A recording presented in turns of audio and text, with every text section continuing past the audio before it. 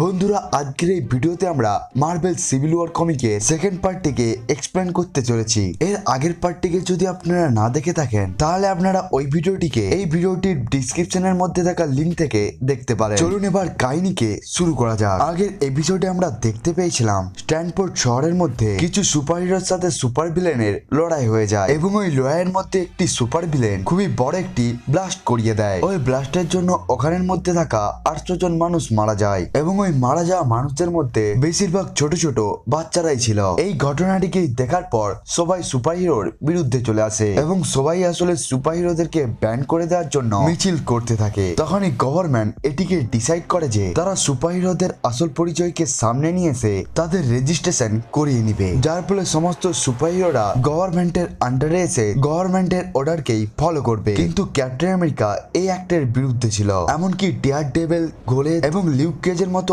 অনেক super হিরোই captain আমেরিকার সাথে এসে যায়। তারাই আসলে রেজিস্ট্রেশন অ্যাক্টের বিরোধিতা করতে থাকে। এরপরে গভর্নমেন্ট এই অ্যাক্টটিকে চালু করে দেয়। যেই সমস্ত সুপার হিরোরা আসলে এই অ্যাক্টের মধ্যে রেজিস্ট্রেশন করিয়ে নিয়েছিল তাদেরকে অর্ডার দেওয়া হয় তারা যেন শিল্ডের সাথে এসে ওই সমস্ত সুপার হিরো গুলোকে জেলের মধ্যে বন্দি করে দিই যারা আসলে এই অ্যাক্টের মধ্যে রেজিস্ট্রেশন করেনি। এরপরে আগের কাহিনী। রেজিস্ট্রেশন অ্যাক্টের জন্য কোন রকম সুপার হিরোই গভর্নমেন্টের সাপোর্টকে যারা কিছুই করতে পারতো না। এই জন্যই ফ্যান্টাস্টিক ফোরের মিস্টার ফ্যান্টাস্টিক বাকান্ডাতে পৌঁছে গিয়ে এই রেজিস্ট্রেশনের সম্বন্ধে ব্ল্যাক প্যান্থারকে বলতে থাকে। সেও ব্ল্যাক প্যান্থারকে বলতে থাকে তুমিও এই রেজিস্ট্রেশন অ্যাক্টের মধ্যে সাইন করে দাও এবং তুমিও আমাদের সাথে এসে যাও। তখনই ব্ল্যাক প্যান্থার বলতে থাকে এটা আসলে তোমার এবং তোমাদের দেশের ঘরোয়া মামলা, এই জন্য আমি কখনোই এই অ্যাক্টের মধ্যে সাইন করব না, এমনকি আমি এই অ্যাক্টের বিরুদ্ধেও যাব না। তখনই মিস্টার ফ্যান্টাস্টিক বলতে থাকে আমাদের প্রেসিডেন্ট আসলে তোমাকে পার্সোনালি রিকোয়েস্ট করেছে। তখনই ব্ল্যাক প্যান্থার বলতে থাকে তাহলে তো তোমাদের প্রেসিডেন্টকে হতাশ হতে হবে, আমি এই অ্যাক্টের মধ্যে সাইন করব না। এর পরের সিনে আমরা হ্যাংক পিং এবং ওয়াস্পকে দেখতে পাই যারা আসলে ডক্টর স্ট্রেঞ্জের কাছে পৌঁছে যায় যাতে তারা ওই রেজিস্ট্রেশন অ্যাক্টের মধ্যে তাকে সাইন করাতে পারে। কিন্তু ওখানে এসে যাওয়ার পর ওয়াং তাদেরকে বলতে থাকে ডক্টর স্ট্রেঞ্জ এই মামলার মধ্যে কাউকেও সাপোর্ট করছে না, এমনকি যতক্ষণ না পর্যন্ত এই মামলাটি মিটে যাচ্ছে ততক্ষণ পর্যন্ত ডক্টর স্ট্রেঞ্জ কোন রকম খাবার কেউ খাবে না, এমনকি সে কারো সাথে দেখাও করবে না। এই জন্যই ভালো হবে তোমরা এই জায়গা থেকে চলে যাও। এর পরের সিনে আমরা টনি স্টার্ককে দেখতে পাই যে এমা ফোর্সের সাথে দেখা করার জন্য এসেছিল। আসলে টনি স্টার্ক এবং তার পুরো টিম এটি চেষ্টা করছিল যাতে তারা ক্যাপ্টেন আমেরিকাকে ছাড়া বাকি সমস্ত সুপার হিরোদেরকেই নিজেদের টিমের মধ্যে নিয়ে নিতে পারে। তারা আসলে এই রেজিস্ট্রেশন অ্যাক্টের মধ্যে তাদের সাইন করিয়ে নিতে চেয়েছিল। টনি স্টার্ক এমা ফোর্সের কাছে পৌঁছে গিয়ে তাকে বলতে থাকে তুমি তো জানো আমি আসলে এখানে কেন এসেছি। এর উত্তরে এমা ফ্রস্ট বলতে থাকে হ্যাঁ আমি জানি, এমনকি কাল রাতে আমরা মিউটেন্টরা এটিকে নিয়ে একটি মিটিংও করেছিলাম এবং আমরা সবাই মিলে এটি ডিসিশন নিয়েছি আমাদের মধ্যে থাকা কোনো প্রকার মিউটেন্টই ক্যাপ্টেন আমেরিকার সাথে লড়াই করার জন্য তোমাদেরকে সাহায্য করবে না। এই কথাকে শোনার পর টনি বলতে থাকে 90% মানুষেরাই আসলে আমাদেরকে সাপোর্ট করছে। তখনই এমা ফ্রস্ট বলতে থাকে আমরা সবাই জানি যে কে সঠিক পথে রয়েছে। এরপরে টনি স্টার্ক এমা ফ্রস্টকে বলতে থাকে স্ট্যানফোর্ডের মধ্যে হয়ে যাওয়া দুর্ঘটনার পরেও তোমার কি এখনো মনে হচ্ছে ক্যাপ্টেন আমেরিকা সঠিক? তখনই এমা ফ্রস্ট বলতে থাকে স্ট্যানফোর্ডের ঘটনা তুমি না বললেই ভালো, তোমাদের অ্যাভেঞ্জার্সরা আসলে তখন কোথায় ছিল যখন জেনোপার দুর্ঘটনার মধ্যে মিউটেন্টরা মারা গিয়েছিল। এরপরে সে টনি স্টার্ককে জেনোপার দুর্ঘটনা দেখাতে থাকে যেখানে আসলে অনেক বছর আগে মিউটেন্টরা বসবাস করত, কিন্তু সেন্টিনেলের জন্য ওখানের 80% মিউটেন্ট মারা যায়। সব কথাকে শোনার পর এবং সবকিছুকেই বোঝার পর টনি স্টার্ক বলতে থাকে আমি তো তোমাদের ভালোর জন্যই এই কথাকে বলেছিলাম যাতে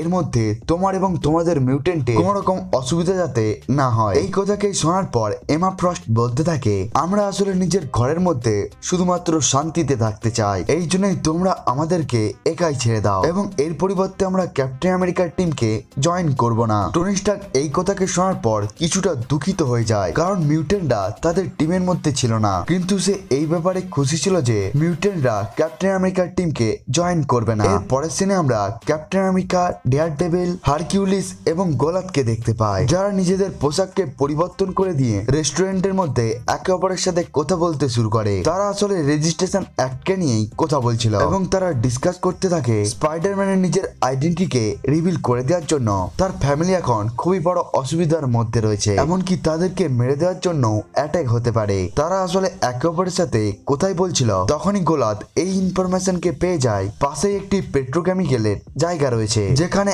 এখনই আগুন লেগে গিয়েছে এবং ওখানে 300 থেকে 400 জন মানুষ ফেঁসে রয়েছে, যাদের এখন সাহায্যের দরকার। এই কথাকে শোনার পর তারা নিজের কস্টিউমের মধ্যে চলে আসে এবং তারা সোজা ওই জায়গার মধ্যে পৌঁছে যায়। ওখানে ক্যাপ্টেন নিজের পুরো টিমকেই ডেকে নেয়। এরপরে ওখানে ক্যাপ্টেনের পুরো টিম এসে যায়, কিন্তু তারা ওই জায়গার মধ্যে এসে যাওয়ার পর একটি লোককেও দেখতে পায়নি। এই জিনিসটিকে দেখার পর ক্যাপ্টেন আমেরিকার টিম সন্দেহ করতে থাকে। তখনই কেবল একটি বোর্ডকে দেখতে পায়, যার মধ্যে লেখা ছিল স্টার্ক ইন্ডাস্ট্রি। ওই বোর্ডকে দেখার পর তারা সবাই বুঝতে পেরে যায় তাদেরকে ধোকা দিয়ে এই জায়গার মধ্যে নিয়ে আসা হয়েছে। এরপরে বিকেন এবং ক্লকের উপর অজ্ঞান করে দেওয়া সুইচ দিয়ে তাদের উপর অ্যাটাক করা হতে থাকে, যার ফলে তারা ওই জায়গার মধ্যেই অজ্ঞান হয়ে যায়। এরপরে ক্যাপ্টেন আমেরিকা যখন পিছনে তাকায় তখন সে আয়রন ম্যানের পুরো টিমের সাথে সাথে শিল্ডের হেলিক্যারিয়ারও উপস্থিত ছিল। এই ঘটনাকে দেখার পর ক্যাপ্টেন আয়রন ম্যানকে বলতে থাকে, তোমরা এই জায়গার মধ্যে কেন দাঁড়িয়ে আছো? কেন তোমাদের শিল্ড এজেন্টরা আমাদের উপর ফায়ারিং করছে না? তখনই আয়রন ম্যান বলতে থাকে, ক্যাপ্টেন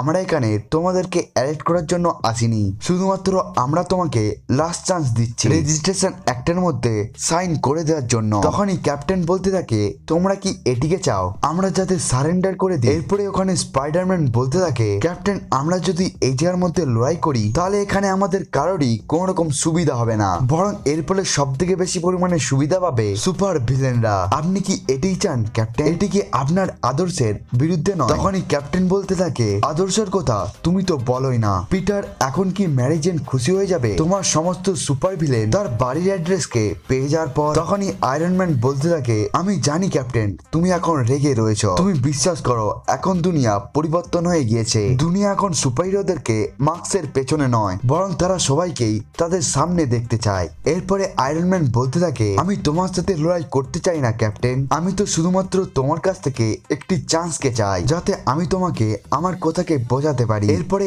আয়রন ম্যান ক্যাপ্টেন আমেরিকার দিকে হাত বাড়িয়ে দেয়। এরপরে ক্যাপ্টেন নিজের চারিদিককে দেখতে শুরু করে। এরপরে সে আয়রন ম্যানের সাথে হাত মিলিয়ে নেয়, কিন্তু হাত মেলানোর পর আয়রন ম্যান দেখতে পায় ক্যাপ্টেন তার হাতের মধ্যে একটি ডিভাইসকে লাগিয়ে দিয়েছে, যে ডিভাইসটি আসলে ক্যাপ্টেনকে নিক ফিউরি দিয়েছিল। এই ডিভাইসের জন্য আয়রন ম্যানের খুবই বড় একটি শক লাগে। এরপরে তার আর্মার কাজ করা বন্ধ করে দেয়। এরপরে ক্যাপ্টেন আয়রন ম্যানের মুখের উপর পাঁচ মেরে দেয়। এটিকে দেখার পর ক্যাপ্টেন এবং আয়রন ম্যানের টিমের লোকেরা একে অপরের সাথে লড়াই করতে শুরু করে দেয়। এরপরে টিম আয়রন ম্যান এবং টিম ক্যাপ্টেন আমেরিকার মধ্যে লড়াই শুরু হয়ে যায়। মারিয়া হিল এখানে নিজের সমস্ত শিল্ড এজেন্টকে বলতে থাকে, তোমরা এই লড়াই থেকে দূরে থাকো, তোমাদের এই লড়াইয়ের মধ্যে ইনভলভ হওয়া উচিত নয়, কারণ এখানে খুব তাড়াতাড়ি কোড নেম লাইটিং আসতে চলেছে। সমস্ত সুপার হিরোই একে অপরের সাথে লড়াই করতে শুরু করে। লড়াইয়ের মধ্যে স্পাইডারম্যান ক্যাপ্টেন আমেরিকার শিল্ডকে ধরে নেয়। এরপরে সে ওই শিল্ডকে ক্যাপ্টেন আমেরিকার বিরুদ্ধে ব্যবহার করে। অন্যদিকে আয়রন ম্যান নিজের আর্মারকে রিবুট করে নেয়, যার ফলে সে আবার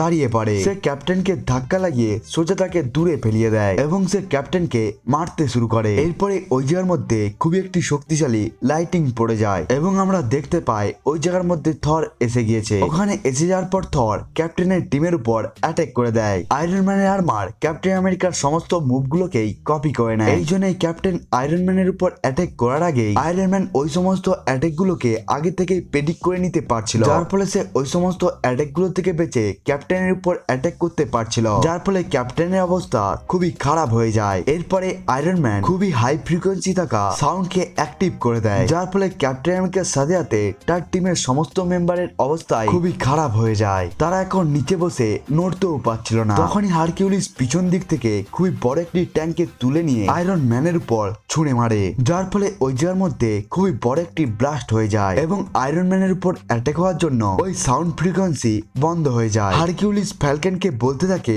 তুমি ক্যাপ্টেনকে এই জায়গা থেকে নিয়ে চলে যাও। এরপরে আবার ওই দুটো টিমের মধ্যে লড়াই শুরু হয়ে যায়। লড়াইয়ের মধ্যে শিল্ড এজেন্টরা ক্যাপ্টেন আমেরিকার টিমের উপর অ্যাটাক করতে শুরু করে, কিন্তু গোলাত নিজের সাইডকে বড় করে নিয়ে সে ওই সমস্ত অ্যাটাকের সামনে এসে সে নিজের সমস্ত টিম মেম্বারকেই বাঁচিয়ে নেয়। এরপরে গোলাত থরের উপর অ্যাটাক করার জন্য তার দিকে যেতে থাকে। এরপরে থর নিজের মিওনিরকে ব্যবহার করে লাইটিংকে প্রডিউস করে। এরপরে সে গোলাতের উপর অ্যাটাক করে। ওই অ্যাটাকটি গোলাতের বডিকেই চিরে দেয় এবং গোলাত ওই জায়গার মধ্যেই নিচে পড়ে যায় এবং ওখানেই তার মৃত্যু হয়ে যায়। সমস্ত সুপার হিরোই এই ঘটনাকে দেখে অবাক হয়ে যায়। তখন থর আবার লাইটিংকে প্রডিউস করতে থাকে। এরপরে সে ওই লাইটিংকে ক্যাপ্টেন আমেরিকার পুরো টিমের উপরেই ব্যবহার করতে থাকে, কিন্তু সুস্ট্রম অর্থাৎ ইনভিজিবল ওম্যান একটি অদৃশ্য দেয়ালকে বানিয়ে নিয়ে সে ক্যাপ্টেন আমেরিকার পুরো টিমকেই বাঁচিয়ে নেয় এবং এবং সে ক্যাপ্টেন আমেরিকার টিমকে বলতে থাকে তোমরা এই জায়গা থেকে চলে যাও, কারণ এখন তোমাদের জন্য এটাই ঠিক হবে। এরপরে ক্লক নিজের টেলিপোর্টেশনকে ব্যবহার করে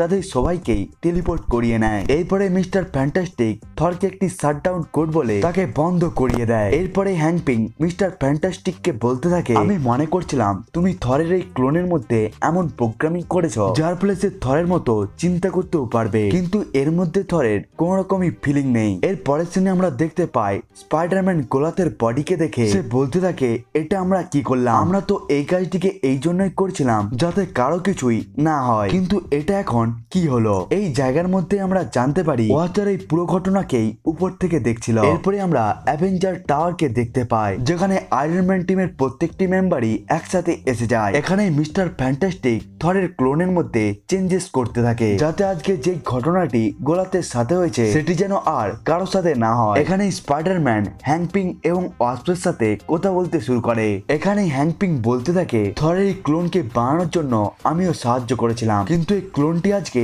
আমারই পুরনো বন্ধুকে মেরে দিয়েছে। আগে স্পাইডারম্যান বলতে থাকে আমরা তো এটির জন্য রেজিস্ট্রেশন অ্যাক্টের মধ্যে সাইন করিনি। তখনই হ্যাংক পিং বলতে থাকে অ্যাভেঞ্জার্সরা যখন প্রথমবারের জন্য থরের সাথে দেখা করে তখনই টনি থরের একটি চুলকে পেয়ে যায় এবং সে থরের ওই চুলকে সামলিয়ে রেখেছিল, এবং আজকে আমরা থরের ওই চুলকে ব্যবহার করেই এই ক্লোনকে বানিয়েছি। এটি আসলে একটি ভগবানের ক্লোন, কিন্তু এর মধ্যে কি কি কমতি ছিল। এর পরের সিনে আমরা ক্যাপ্টেন আমেরিকা এবং তার পুরো টিমকে দেখতে পাই যারা ইনজার্ড হয়ে গিয়ে নিজেদের চিকিৎসা করাচ্ছিল। টিমের কয়েকটি মেম্বার বলতে থাকে তাদের কিছু ইনজার্ড সাথী ওই জায়গার মধ্যেই রয়ে যায়, কারণ তারা এতটাই ইনজার্ড ছিল যে যারা আমাদের সাথে আসতে পারেনি, এবং তারা আসলে আমাদের ওই বন্ধুগুলোকে 42 কমপ্লেক্সের মধ্যে রেখেছে, যেখান থেকে বাইরে আসা তাদের জন্য খুবই একটি অসম্ভব কাজ হবে। কিন্তু এর উপরে আমরা নিজেদের একটি সাথী গোলাপকে হারিয়ে ফেলেছি। কেবল বলতে থাকে তারা এখন সবকিছুকেই করতে পারে কারণ তাদের টিমের মধ্যে থর রয়েছে। তখনই ক্যাপ্টেন বলতে থাকে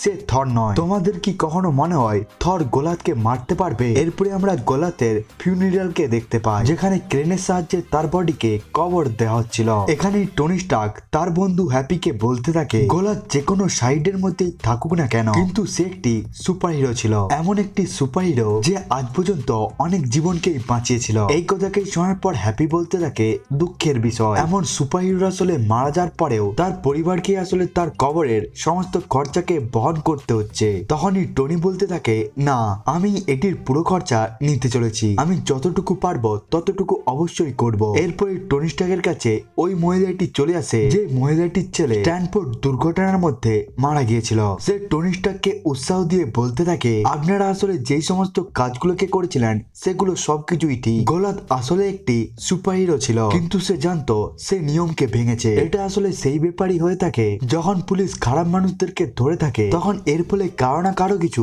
খারাপ হয়েই থাকে। এই কথাকেই বলার পর ওই মহিলাটি টনি স্টার্ককে নিজের ছেলের সব থেকে ফেভারিট সুপার হিরো টয়কে দিয়ে দেয়। এরপরে আমরা সুস্ট্রম এবং মিস্টার ফ্যান্টাস্টিককে দেখতে পাই যেখানে সুস্ট্রম মিস্টার ফ্যান্টাস্টিকের জন্য একটি চিঠিকে রেখে চলে যেতে যাচ্ছিল, যেখানে এটি লেখা ছিল এখনো পর্যন্ত যা যা ঘটনা ঘটেছে তার জন্য আমি খুবই দুঃখিত, এমনকি এখন আমার লজ্জা হচ্ছে যে আমি এই সমস্ত কাজের জন্য তোমাকে সাহায্য করেছি, কিন্তু এখন আর নয়, কারণ আমি আর জনি ক্যাপ্টেন আমেরিকার টিমকে জয়েন করতে চলেছি, এমনকি আমরা এখন থেকে ক্যাপ্টেন আমেরিকার সাথেই থাকবো, কিন্তু আমি আশা করি যা যা ঘটনা ঘটে গিয়েছে তুমি সেগুলোকে সামলিয়ে নিবে, সেটিও কোন রকম ক্ষয়ক্ষতি না করে। এর পরের সিনে আমরা টনি স্টার্ক, হ্যাংক পিং এবং ওয়াস্পকে একসাথে দেখতে পাই যারা একটি সিক্রেট ফ্যাসিলিটির মধ্যে উপস্থিত ছিল। তারা এই জায়গার মধ্যে ডিসকাস করতে থাকে সুপার হিরোরা আসলে দুটো টিমে ভাগ হয়ে যাওয়ার জন্য এখন সুপার ভিলেনদেরকে আটকানোর জন্য সুপার হিরোদের খুবই বেশি পরিমাণে অভাব দেখা দিচ্ছে।